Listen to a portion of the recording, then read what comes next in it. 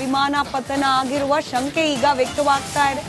ಬಾನಿಗೆ ಹಾರ್ತಾ ಇದ್ದಂತೆ ತಾಂತ್ರಿಕ ಸಮಸ್ಯೆ ಎದುರಾಗಿದೆ. ಆಗಸದಲ್ಲಿ ನಿಯಂತ್ರಣವನ್ನ ಕಳೆದುಕೊಂಡಿದ್ದ ಫೈಟರ್ ಜೆಟ್ ನಿಯಂತ್ರಣಕ್ಕೆ ಸಿಗದೆ ಧರೆಗೆ ಅಪ್ಪಳಿಸಿದೆ. ಫೈಟರ್ ಜೆಟ್ ತಾಂತ್ರಿಕ ದೋಷವೇ ವಿಮಾನ ಪತನಕ್ಕೆ ಕಾರಣ ಇರಬಹುದು ಅನ್ನೋದು ಪ್ರಾಥಮಿಕ ಹಂತದಲ್ಲಿ ಲಭ್ಯವಾಗ್ತಾ ಇರುವ ಮಾಹಿತಿ. ದುಬೈನ ಏರ್ ಶೋನಲ್ಲಿ ಸಂಭವಿಸಿರುವ ದುರಂತ. ಭಾರತದ ಲಘು ಯುದ್ಧ ವಿಮಾನ ತೇಜಸ್ ಏರ್ ಶೋ ಪ್ರದರ್ಶನದ ಸಂದರ್ಭದಲ್ಲೇನೆ ಪತನಕ್ಕೀಡಾಗಿದೆ. ತಾಂತ್ರಿಕ ದೋಷದಿಂದಾಗಿ ಪತನ ಸಂಭವಿಸಿದೆ ಅನ್ನೋದು ಪ್ರಾಥಮಿಕ ಹಂತದಲ್ಲಿ ಲಭ್ಯವಾಗ್ತಾ ಇರುವ ಮಾಹಿತಿ.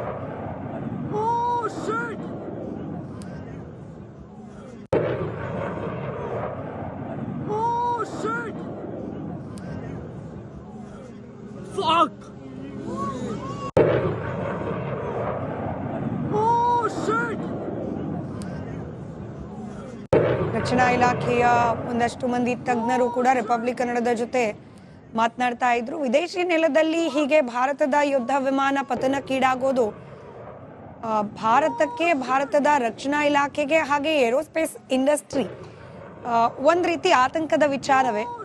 ಆದ್ರೆ ನಿಖರವಾದ ಕಾರಣ ಏನು ಅನ್ನೋದು ಕೂಡ ಗೊತ್ತಾಗಬೇಕು.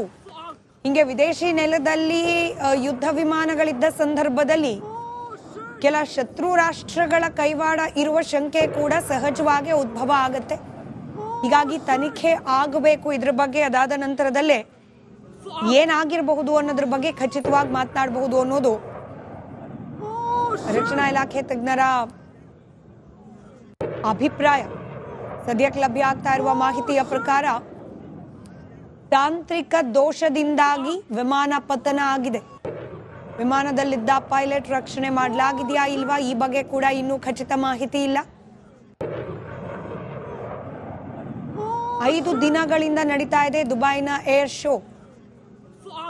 ಇವತ್ತು ಏರ್ ಶೋ ಪ್ರದರ್ಶನದಲ್ಲಿದ್ದ ಸಂದರ್ಭದಲ್ಲೇನೆ ತೇಜಸ್ ಫೈಟರ್ ವಿಮಾನ ಪತನ ಆಗಿರುವ ಶಂಕೆ ಈಗ ವ್ಯಕ್ತವಾಗ್ತಾ ಇದೆ.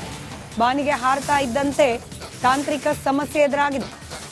ಆಗಸದಲ್ಲಿ ನಿಯಂತ್ರಣವನ್ನ ಕಳೆದುಕೊಂಡಿದ್ದ ಫೈಟರ್ ಜೆಟ್ ನಿಯಂತ್ರಣಕ್ಕೆ ಸಿಗದೆ ಧರೆಗೆ ಅಪ್ಪಳಿಸಿದೆ. ಫೈಟರ್ ಜೆಟ್ ತಾಂತ್ರಿಕ ದೋಷವೇ ವಿಮಾನ ಪತನಕ್ಕೆ ಕಾರಣ ಇರಬಹುದು ಅನ್ನೋದು ಪ್ರಾಥಮಿಕ ಹಂತದಲ್ಲಿ ಲಭ್ಯವಾಗ್ತಾ ಇರುವ ಮಾಹಿತಿ. ದುಬೈನ ಏರ್ ಶೋನಲ್ಲಿ ಸಂಭವಿಸಿರುವ ದುರಂತ. ಭಾರತದ ಲಘು ಯುದ್ಧ ವಿಮಾನ ತೇಜಸ್ ಏರ್ ಶೋ ಪ್ರದರ್ಶನದ ಸಂದರ್ಭದಲ್ಲೇನೆ ಪತನಕ್ಕೀಡಾಗಿದೆ. ತಾಂತ್ರಿಕ ದೋಷದಿಂದಾಗಿ ಪತನ ಸಂಭವಿಸಿದೆ ಅನ್ನೋದು ಪ್ರಾಥಮಿಕ ಹಂತದಲ್ಲಿ ಲಭ್ಯವಾಗ್ತಾ ಇರುವ ಮಾಹಿತಿ.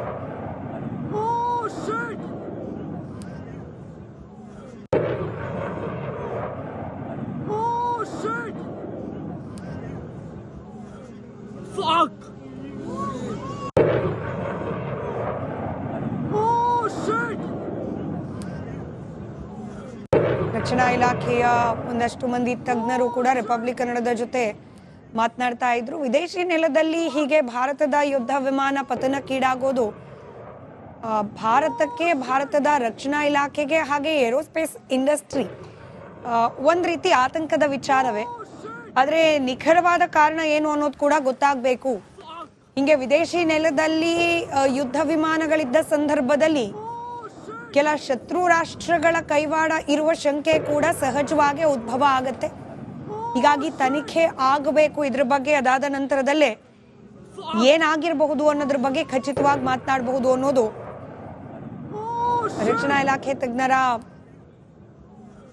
ಅಭಿಪ್ರಾಯ.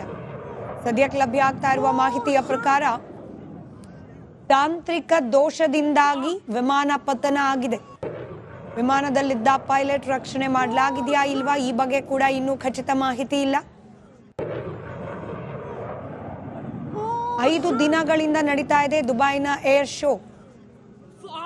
ಇವತ್ತು ಏರ್ ಶೋ ಪ್ರದರ್ಶನದಲ್ಲಿದ್ದ ಸಂದರ್ಭದಲ್ಲೇನೆ ತೇಜಸ್ ಫೈಟರ್ ವಿಮಾನ ಪತನ ಆಗಿರುವ ಶಂಕೆ ಈಗ ವ್ಯಕ್ತವಾಗ್ತಾ ಇದೆ. ಬಾನಿಗೆ ಹಾರ್ತಾ ಇದ್ದಂತೆ ತಾಂತ್ರಿಕ ಸಮಸ್ಯೆ ಎದುರಾಗಿದೆ. ಆಗಸದಲ್ಲಿ ನಿಯಂತ್ರಣವನ್ನ ಕಳೆದುಕೊಂಡಿದ್ದ ಫೈಟರ್ ಜೆಟ್ ನಿಯಂತ್ರಣಕ್ಕೆ ಸಿಗದೆ ಧರೆಗೆ ಅಪ್ಪಳಿಸಿದೆ. ಫೈಟರ್ ಜೆಟ್ ತಾಂತ್ರಿಕ ದೋಷವೇ ವಿಮಾನ ಪತನಕ್ಕೆ ಕಾರಣ ಇರಬಹುದು ಅನ್ನೋದು ಪ್ರಾಥಮಿಕ ಹಂತದಲ್ಲಿ ಲಭ್ಯವಾಗ್ತಾ ಇರುವ ಮಾಹಿತಿ. ದುಬೈನ ಏರ್ ಶೋನಲ್ಲಿ ಸಂಭವಿಸಿರುವ ದುರಂತ. ಭಾರತದ ಲಘು ಯುದ್ಧ ವಿಮಾನ ತೇಜಸ್ ಏರ್ ಶೋ ಪ್ರದರ್ಶನದ ಸಂದರ್ಭದಲ್ಲೇನೆ ಪತನಕ್ಕೀಡಾಗಿದೆ. ತಾಂತ್ರಿಕ ದೋಷದಿಂದಾಗಿ ಪತನ ಸಂಭವಿಸಿದೆ ಅನ್ನೋದು ಪ್ರಾಥಮಿಕ ಹಂತದಲ್ಲಿ ಲಭ್ಯವಾಗ್ತಾ ಇರುವ ಮಾಹಿತಿ.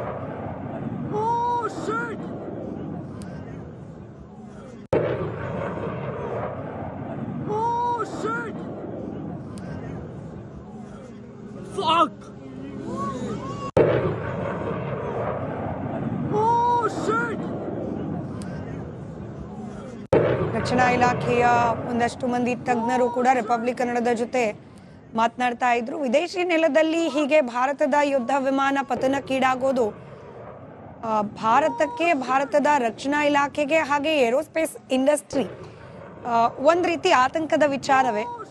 ಆದ್ರೆ ನಿಖರವಾದ ಕಾರಣ ಏನು ಅನ್ನೋದು ಕೂಡ ಗೊತ್ತಾಗಬೇಕು. ಹಿಂಗೆ ವಿದೇಶಿ ನೆಲದಲ್ಲಿ ಯುದ್ಧ ವಿಮಾನಗಳಿದ್ದ ಸಂದರ್ಭದಲ್ಲಿ ಕೆಲ ಶತ್ರು ರಾಷ್ಟ್ರಗಳ ಕೈವಾಡ ಇರುವ ಶಂಕೆ ಕೂಡ ಸಹಜವಾಗಿ ಉದ್ಭವ ಆಗತ್ತೆ. ಹೀಗಾಗಿ ತನಿಖೆ ಆಗಬೇಕು ಇದ್ರ ಬಗ್ಗೆ. ಅದಾದ ನಂತರದಲ್ಲೇ ಏನಾಗಿರಬಹುದು ಅನ್ನೋದ್ರ ಬಗ್ಗೆ ಖಚಿತವಾಗಿ ಮಾತನಾಡಬಹುದು ಅನ್ನೋದು ರಕ್ಷಣಾ ಇಲಾಖೆ ತಜ್ಞರ ಅಭಿಪ್ರಾಯ. ಸದ್ಯಕ್ಕೆ ಲಭ್ಯ ಆಗ್ತಾ ಇರುವ ಮಾಹಿತಿಯ ಪ್ರಕಾರ ತಾಂತ್ರಿಕ ದೋಷದಿಂದಾಗಿ ವಿಮಾನ ಪತನ ಆಗಿದೆ. ವಿಮಾನದಲ್ಲಿದ್ದ ಪೈಲಟ್ ರಕ್ಷಣೆ ಮಾಡಲಾಗಿದೆಯಾ ಇಲ್ವಾ ಈ ಬಗ್ಗೆ ಕೂಡ ಇನ್ನೂ ಖಚಿತ ಮಾಹಿತಿ ಇಲ್ಲ.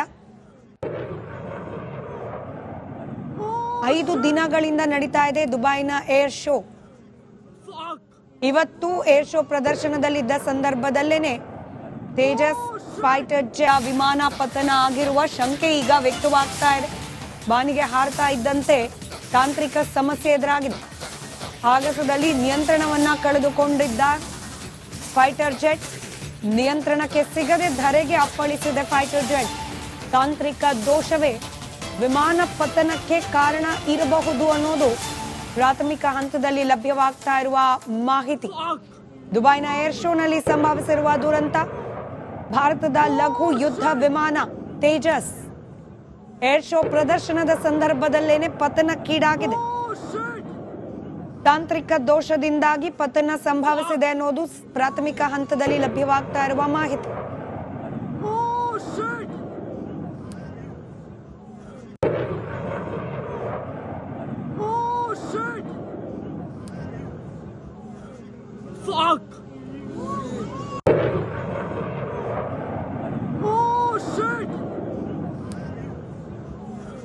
ರಕ್ಷಣಾ ಇಲಾಖೆಯ ಒಂದಷ್ಟು ಮಂದಿ ತಜ್ಞರು ಕೂಡ ರಿಪಬ್ಲಿಕ್ ಕನ್ನಡದ ಜೊತೆ ಮಾತನಾಡ್ತಾ ಇದ್ರು. ವಿದೇಶಿ ನೆಲದಲ್ಲಿ ಹೀಗೆ ಭಾರತದ ಯುದ್ಧ ವಿಮಾನ ಪತನಕ್ಕೀಡಾಗೋದು ಭಾರತಕ್ಕೆ, ಭಾರತದ ರಕ್ಷಣಾ ಇಲಾಖೆಗೆ ಹಾಗೆ ಏರೋಸ್ಪೇಸ್ ಇಂಡಸ್ಟ್ರಿ ಒಂದ್ ರೀತಿ ಆತಂಕದ ವಿಚಾರವೇ.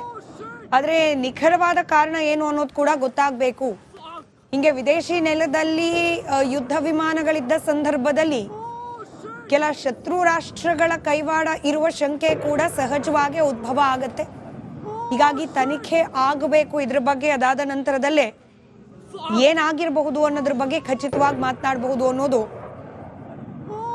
ರಕ್ಷಣಾ ಇಲಾಖೆ ತಜ್ಞರ ಅಭಿಪ್ರಾಯ. ಸದ್ಯಕ್ಕೆ ಲಭ್ಯ ಆಗ್ತಾ ಇರುವ ಮಾಹಿತಿಯ ಪ್ರಕಾರ ತಾಂತ್ರಿಕ ದೋಷದಿಂದಾಗಿ ವಿಮಾನ ಪತನ ಆಗಿದೆ. ವಿಮಾನದಲ್ಲಿದ್ದ ಪೈಲಟ್ ರಕ್ಷಣೆ ಮಾಡಲಾಗಿದೆಯಾ ಇಲ್ವಾ ಈ ಬಗ್ಗೆ ಕೂಡ ಇನ್ನೂ ಖಚಿತ ಮಾಹಿತಿ ಇಲ್ಲ. 5 ದಿನಗಳಿಂದ ನಡೀತಾ ಇದೆ ದುಬೈನ ಏರ್ ಶೋ.